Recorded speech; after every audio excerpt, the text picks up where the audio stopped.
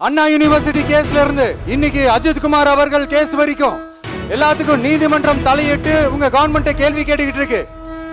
எல்லாத்துக்கும் நீதிமன்றம் தலையிட்டு கேள்வி கேட்கணும்னா அப்புறம் நீங்க எதுக்குங்க சார்? உங்க ஆட்சி எதுக்குங்க சார்?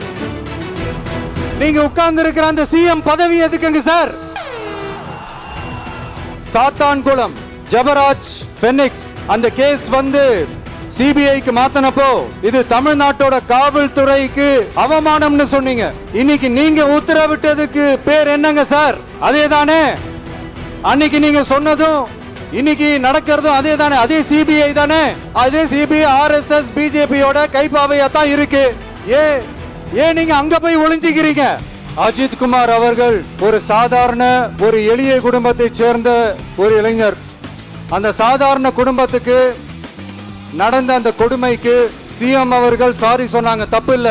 இப்ப அதோட சேர்த்து இதையும் கொஞ்சம் பண்ணிருங்க சிஎம் சார்.